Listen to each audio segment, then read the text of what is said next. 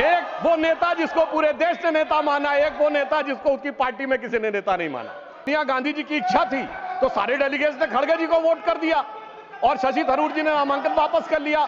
उस समय गांधी जी की इच्छा के बावजूद किसी ने नेहरू जी को वोट नहीं किया, तो मैं कह सकता हूं आज खड़गे जी की स्थिति उस समय के नेहरू जी से बेहतर है। चुनाव संपन्न हुए, मगर ये चुनाव एक मामले में इस देश के अद्भुत चुनाव थे। सामान्यतः चुनाव होते हैं, चुनाव परिणाम के दिन एक पार्टी के कार्यालय में मिठाई बंटती है, धूम धड़ाका होता है, दिवाली होती है, और दूसरे की जगह गलियारे खाली नजर आते हैं। मगर ये चुनाव एक ऐसे चुनाव थे महोदय जहां दोनों जगह मिठाई बंट रही थी, दोनों जगह पटाखे छूट रहे थे, भाजपा कार्यालय में भी और कांग्रेस कार्यालय में भी। ऐसा क्यों हो रहा था? हमें तो स्पष्ट बहुमत मिला, लगातार तीसरी बार सरकार बनाई, मगर वहां पर तालियां क्यों बज रही थी महोदय? मैं याद दिलाना चाहता हूं, जो थर्ड अटेम्प्ट में 3 डिजिट की संख्या नहीं प्राप्त कर पाए, चुनाव के बाद उनके चेहरे की चमक देखिए, उनकी आवाज की खनक देखिए, उनके जलवे में धमक देखिए। ऐसा लगता है कि जैसे उन्होंने बहुत बड़ी उपलब्धि हासिल कर ली हो।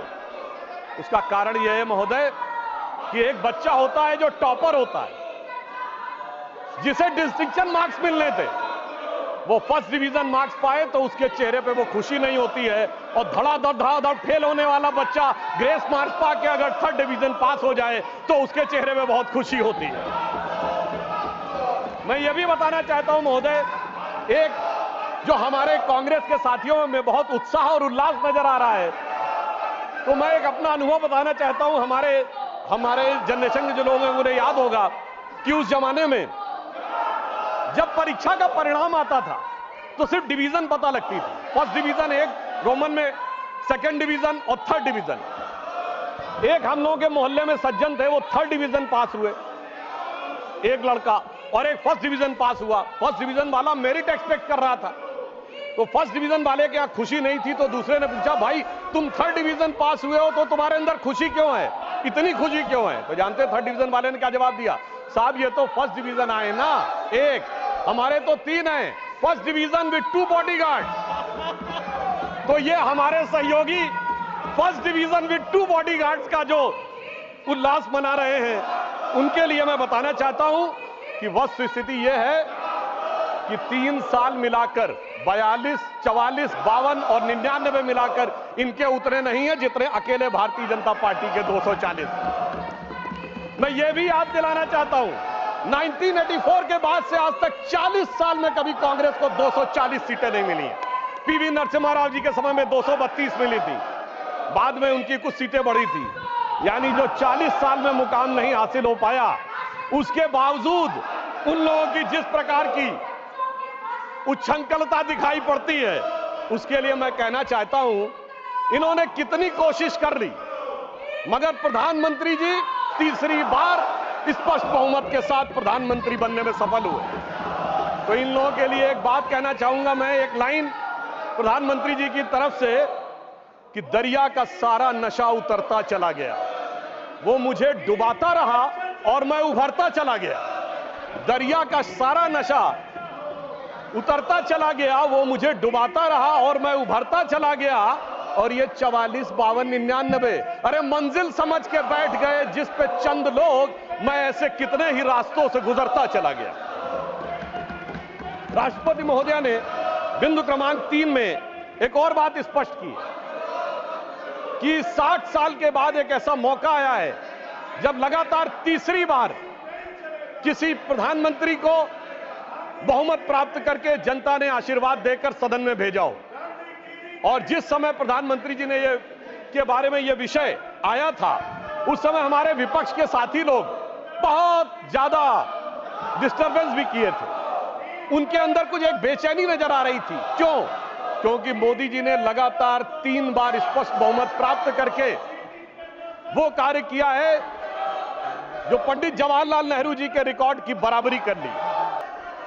राष्ट्रपति महोदया ने कहा कि यह देश के इतिहास में 60 साल के बाद यह पहली बार एक घटना हुई है जब लगातार 3 बार किसी प्रधानमंत्री को स्पष्ट बहुमत प्राप्त किया हो। और जिस समय महामहिम राष्ट्रपति महोदया ने यह शब्द बोला था, हम सबको ध्यान है, सबसे अनेक विपक्षी सदस्यों ने अपनी अपनी सीट पर आवाजें करते हुए इसका प्रतिवाद किया था। संभवतः उनके मन में इस बात के लिए स्वीकार्यता नहीं हो पा रही थी कि यह कैसे हो गया कि लगातार तीसरी बार मोदी जी के नेतृत्व में भारत की जनता ने स्पष्ट जनादेश दिया और पंडित जवाहरलाल नेहरू जी का वो रिकॉर्ड जिसके ऊपर वो बहुत इतराते थे उसकी बराबरी हो गई। मगर हमारे बहुत से विपक्षी सदस्य कहते हैं कि साहब नेहरू जी की बराबरी तो मोदी जी से नहीं हो सकती। तो सभापति महोदय, मैं आपके माध्यम से कहना चाहता हूं कि तीसरी बार मोदी जी चुन के आए हैं और ये मैं भी मानता हूं कि नेहरू जी और मोदी जी में बराबरी नहीं हो सकती, इसलिए तीसरी बार आने पे मैं सिर्फ 3 बिंदु दूंगा जिस पर हम मानते हैं कि नेहरू जी और मोदी जी की बराबरी नहीं हो सकती। नंबर 1, जब मोदी जी इस देश के प्रधानमंत्री के कैंडिडेट चुने जाने थे, सभापति महोदय मुझे आज तक याद है 13 सितंबर 2013 शाम 6 बजे भाजपा की पार्लियामेंट्री बोर्ड की बैठक होनी थी और मोदी जी स्वयं उसके मेंबर थे, मगर उन्होंने कहा मैं उस बैठक में नहीं आऊंगा जिसमें मेरे बारे में विचार हो रहा हो। यह होता है नैतिकता के आधार के ऊपर निर्णय। और उस समय राजनाथ सिंह जी पार्टी के अध्यक्ष थे, तो मुझे यह दायित्व दिया गया था कि मैं मोदी जी को रिसीव करके अध्यक्ष के कमरे में बैठा लूं और जब बैठक समाप्त हो जाए तो सब एक साथ जाएंगे प्रेस कॉन्फ्रेंस में घोषित करने के लिए। और महोदय, पूरा पार्लियामेंट्री बोर्ड एक मत था, सारे कार्यकर्ता एक मत थे और पूरा देश एक मत था और तब प्रधानमंत्री के कैंडिडेट मोदी जी घोषित हुए।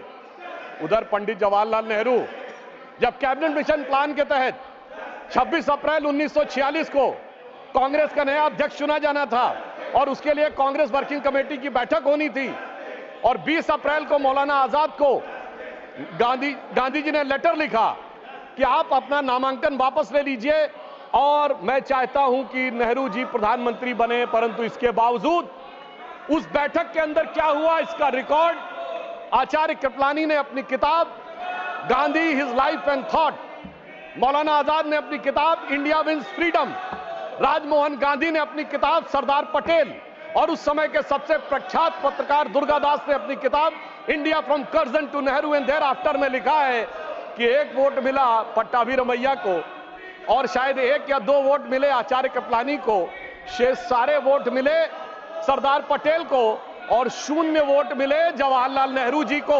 वाकई कैसे तुलना हो सकती है? सर्वसम्मति से प्रधानमंत्री के कैंडिडेट बनने वाले मोदी जी और 0 वोट पाकर प्रधानमंत्री के कैंडिडेट बनने वाले सरदार हमारे नेहरू जी। एक वो नेता जिसको पूरे देश ने नेता माना, एक वो नेता जिसको उसकी पार्टी में किसी ने नेता नहीं माना। इसलिए वाकई तुलना नहीं हो सकती। बल्कि मैं तो कहना चाहूंगा, आज खड़गे जी अध्यक्ष बनना था तो सोनिया गांधी जी की इच्छा थी, तो सारे डेलीगेट्स ने खड़गे जी को वोट कर दिया और शशि थरूर जी ने नामांकन वापस कर लिया। उस समय गांधी जी की इच्छा के बावजूद किसी ने नेहरू जी को वोट नहीं किया, तो मैं कह सकता हूं आज खड़गे जी की स्थिति उस समय के नेहरू जी से बेहतर है। अब मैं दूसरा बिंदु कहना चाहता हूं कि इसमें वाकई प्रधानमंत्री श्री नरेंद्र मोदी जी और खड़गे जी में तुलना नहीं हो सकती। देखिए, नेहरू जी ने के विषय में प्रख्यात शायर मजरूह सुल्तानपुरी ने एक आर्टिकल लिख दिया था कि उनकी कार्यशैली में हिटलर की झलक दिखती है और उसके बाद सभापति महोदय 2 साल जेल में रहे थे। और यहां मोदी जी के समय में हिटलर की मौत, मोदी जी की मृत्यु की कामना और कब्र खुदेगी जैसी बात कहने वाले लोग तो छोड़िए, जिन्होंने बोटी बोटी की बात कही थी वो सम्मानित सदस्य होकर अगले सदन में आ गए और इसके बावजूद किसी पे कोई कार्रवाई नहीं हो रही है। तो मैं मानता हूं कोई तुलना नहीं है मोदी जी और नेहरू जी की।